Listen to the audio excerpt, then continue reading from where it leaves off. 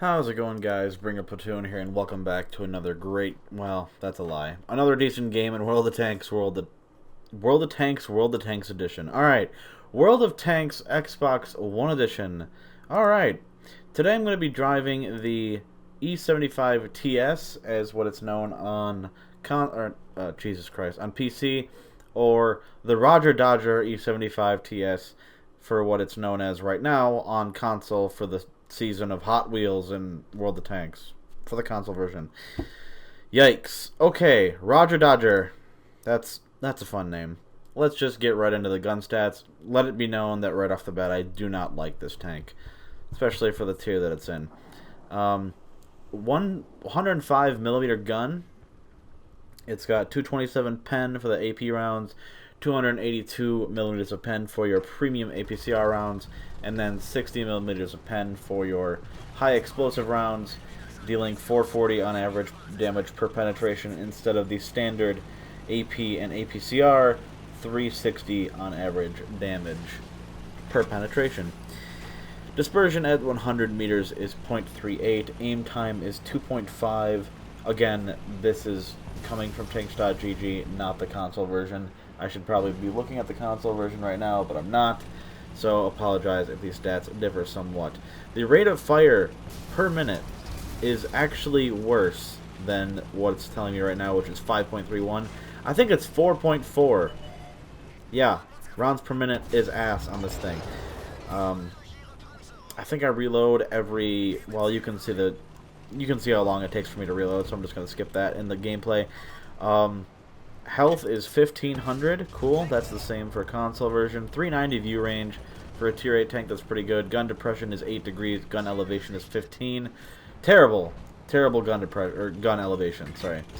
Fire chance is 20% chance, so I would definitely recommend putting on a fire extinguisher like I do for this game, or for this consumable loadout. Apologies for my phone going off. I'm going to put that down here so you don't hear that again. And if you do, it'll be much, much farther off instead of right next to the microphone. Top speed is 45? Sure. 45 kilometers an hour. Reverse speed is a maximum of 18 kilometers an hour. Yeah, face on. People can pen the little, like, cornerstone of your mantlet right outside of it. The little triangular part that pokes out of the left and right side of the mantlet is only 245 millimeters of effective armor there. And if they hit right in the middle while face-hugging you, then it's only 230. They will be able to overmatch your upper glacis above the upper plate. I guess the roof of the tank, because it's only 40 millimeters thick. And straight on, no angle whatsoever. The upper plate of this thing is only 190 millimeters thick. 180 to 195. Okay? Lower plate is, for some reason, stronger than the upper plate. I don't know how that works, but sure. But it is, in fact, 220 millimeters of effective armor there. A little bit more than that. If you slightly angle it, it becomes an auto ricochet, the lower plate. So it's very VK4502-esque in the sense that the lower plate is stronger than the upper plate.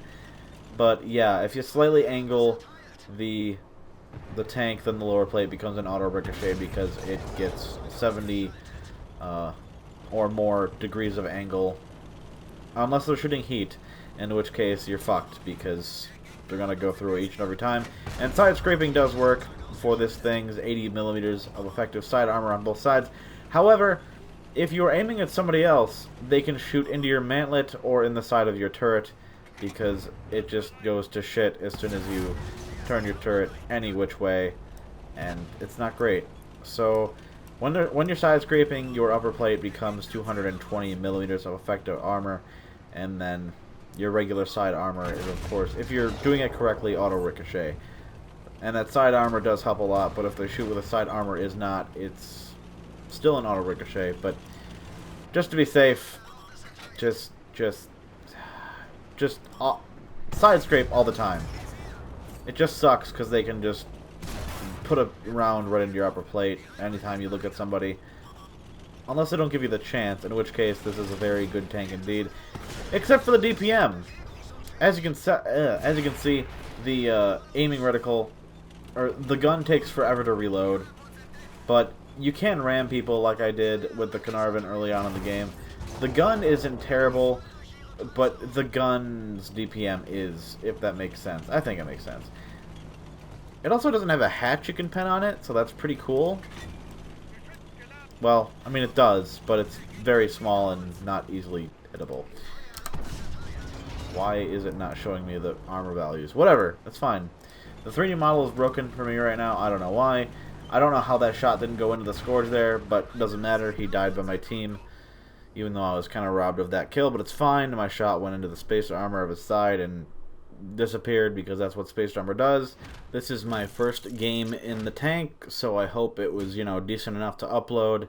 I'd say I did pretty good. It was, you know, a tier 8 lobby or whatever, but yeah, I thought it was decent, and it was the first game, so it's pretty much an honest first impression. But yeah, very decent. I did 4,200 damage combined, maybe a little bit over 4,300 damage combined. So that's very good for a first game in the tank. But yeah, it's not that great, and it's, yeah, I don't know. I have mixed feelings on it. It looks cool as shit. I like the paint job, and then here's the proof that it was my first game, even though I could very easily edit that to make it so that it could be my first game no matter what. But you're going to believe what you're going to believe. It's fine. Hope you guys enjoyed the gameplay. Thank you for watching, and I'll catch you next time.